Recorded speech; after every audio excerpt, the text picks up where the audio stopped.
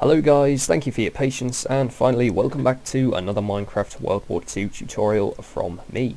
It's been a month since I released my last video, and I apologise for the gap in tutorial making, but I've been busy with quite a lot of real life stuff and also several other Minecraft projects which sort of got in the way. But one of these Minecraft projects is 1:1 scale HMS Warspite, which was a British battleship of the Royal Navy from World War II. It's over 200 blocks long and it looks very impressive.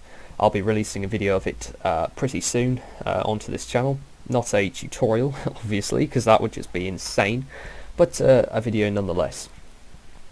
Anyway, today we'll be making the Curtiss P-40 Warhawk and clearing the weather.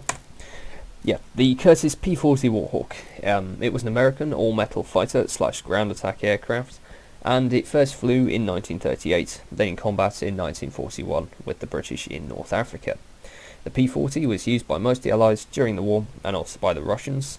In 1944, when production of these ended, it had become the third most produced US fighter, with 13,738 of these machines being made. So we have three P-40s that we'll be making in this tutorial. The first one here is a British P-40 Kitty Hawk. God knows why we called it the Kitty Hawk, only us British would think of a name like that, but this saw action in the North African deserts. Then we have two American P-40s, both with different Pacific camouflages. It's worth noting that there's no structural difference between these three aircraft. They're all exactly the same except for colour. So say you want to go and make this P-40 here, simply go ahead and make a spruce wood version of the aircraft you're about to see in the tutorial here, because I'll be making the Kitty Hawk, and then just fit it out with some green camouflage. Likewise with the other Pacific camouflage P-40, go ahead and make an acacia wood version of that aircraft, and then just add a quartz propeller cone and also a white tail, a quartz tail. Anyway, that's pretty much it for the P-40. Let's get straight to it and build it. Okay, so starting off with a 9-block line of birchwood plank blocks, and then a slab at the end. At the front here we'll add our red stained clay for the propeller cone, and then just behind it at the top here, 2 slabs, a 1-block gap, then 2 glass, a block, steps, a slab, and another 2 blocks. On top of these 2 blocks at the back here we'll add steps like that, and whilst we're at it we'll make the tail wing, which is going to be level here, and it's simply a L shape of slabs like that. So it's half a block above the very end of the aircraft basically. Okay, again back at the front, but this time below we're going to add 6 slabs underneath,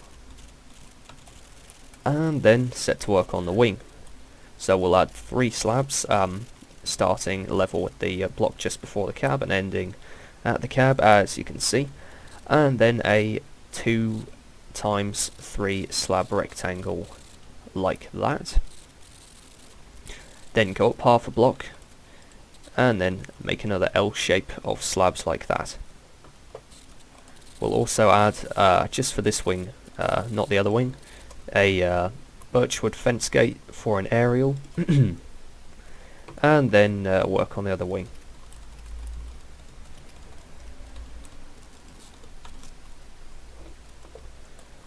Now to place the trapdoors, so we'll have 2 here, and 1 here, and another 2 here.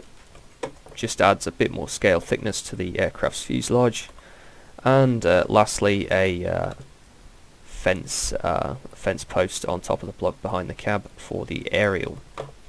So now we can apply our camouflage. Oh wait, I almost forgot the propeller. So around the propeller cone here we'll just place 4 glass, and then get yourself some glass panes and place 4 of them as well.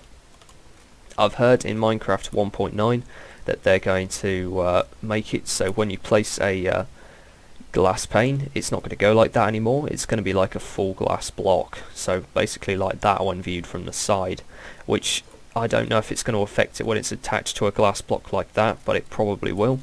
So well, let's just hope against the odds that it won't look like a full block like that, because if I had a 3x3 propeller cone, that would just look really bad.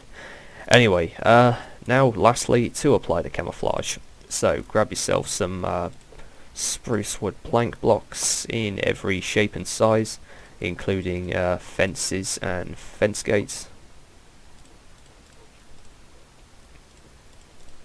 And well, basically apply the camouflage in whatever way you like. But you'll probably, if you're applying it, say around here, you're probably going to want to change the colour of this fence gate to the darker brown, just to go with the camouflage pattern a bit.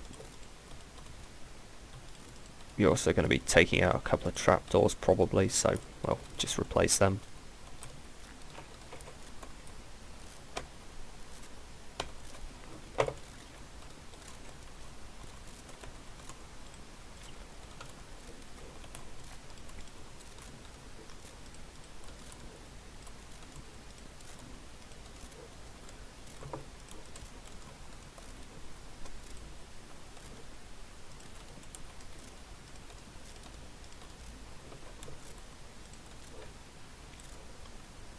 Okay, that's our P-40 Kitty Hawk done, and yeah, having made this one, you'll know how to make the other two.